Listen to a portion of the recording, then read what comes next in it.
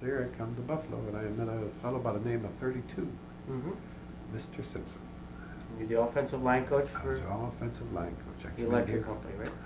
Yes, and all of a sudden I was running over the films, and I remember Lou Siemens when he hired me, and I'm looking over the films. And I go to Lou, I said, Lou, we don't have much, but we got a running back. Mm-hmm. He says, who? He said, I said, OJ. He said, oh, Jim. He says, really? He says, he's been through it. I said, no, Coach. I said, I'll tell you what, this fella has it. He just doesn't have things around him. Mm-hmm. And we put the little dressing around him, and the rest is history.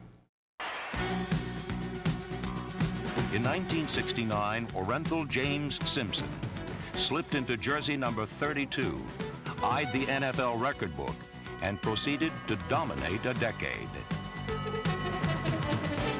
He was a comet, swift, brilliant, and full of energy. He had speed and instincts beyond belief. They asked the Almighty to build a running back, and this was his prototype.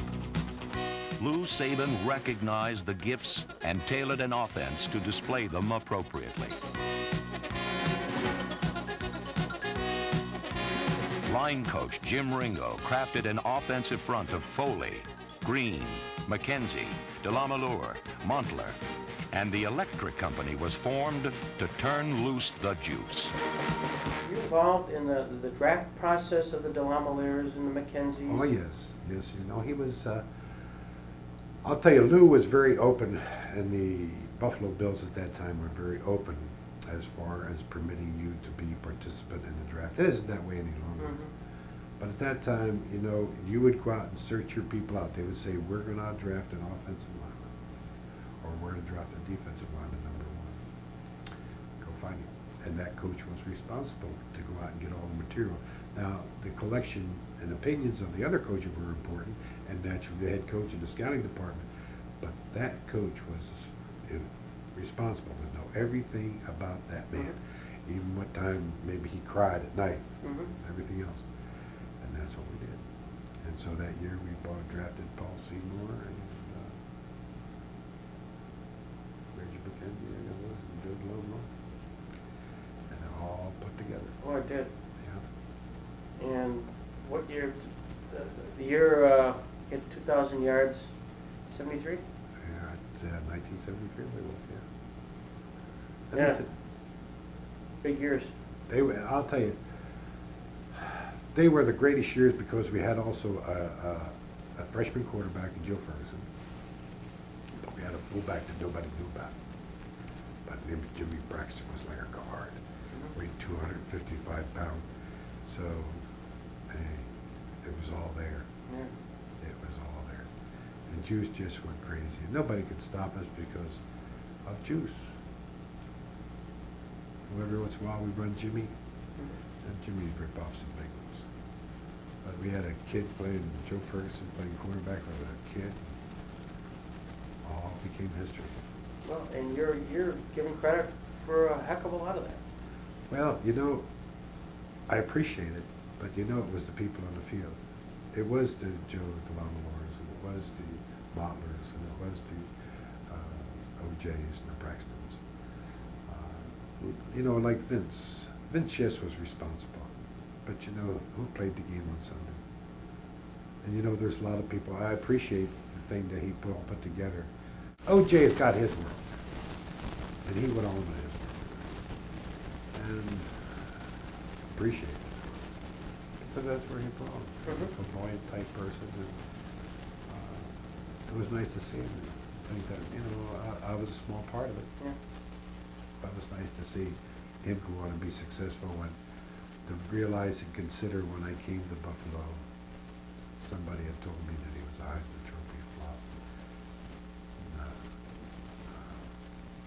it was all there. He just ran the daylight. Yeah. He found all.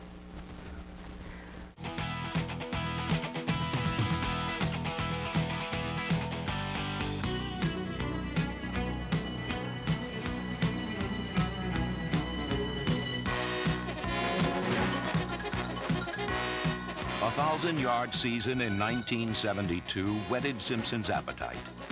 A year later, he was insatiable. In just half a season, Simpson reached the rushing milestone that most use to measure a full campaign. Offensive line coach, then you became head coach. Yep. How'd that happen? Coach got fired. That's what we have. I think that's one of the mistakes that I made in my life that I wish I'd have had. Well, you wish you had, wish you may, wish you might. But I was a person that was ambitious. I wanted the head coach job, and all of a sudden here, Lombardi quits, and I take over.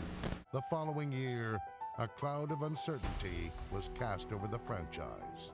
After a 2-3 start, Coach Lou Saban unexpectedly resigned.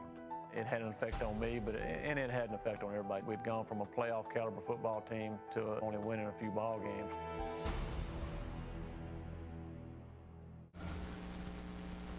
The opportunity was there, but I don't think I was given the opportunity to amp material. And in all fair consciousness to myself, that's what I have to learn. Is there kind of one incident that stands out in Jim Ringo's life? I think the biggest thing that stands out in my life is when I stood my ground when I was with the Packers and ended up in Philadelphia. I think at that time I identified myself as a person that is willing to take the consequences if it doesn't come out the way I thought it would or should have. Rumor floating around that one of the reasons you were shipped off to Philadelphia was because you had an agent, or that you were the first to consider getting an agent. Any truth to the story? Yeah, there is validity to it.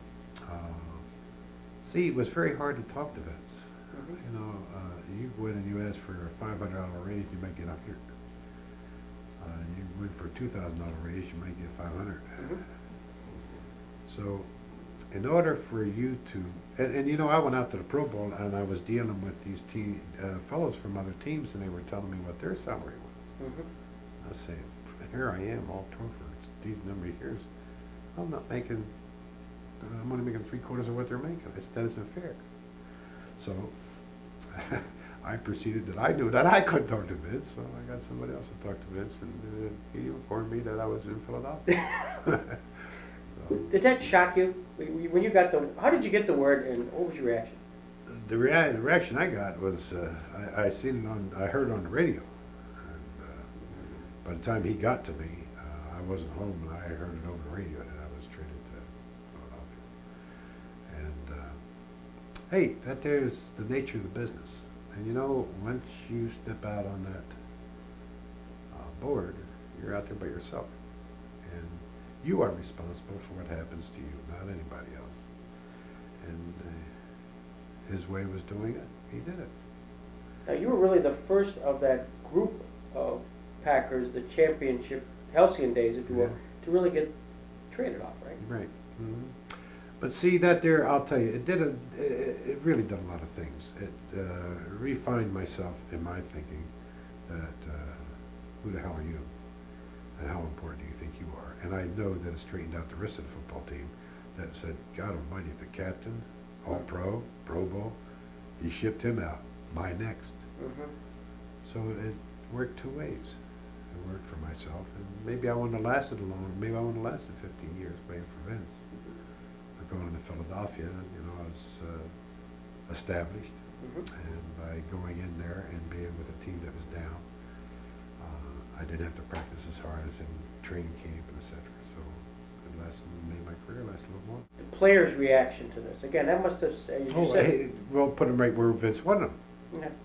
Hey, wait a minute. Jim was captain. He was all pro.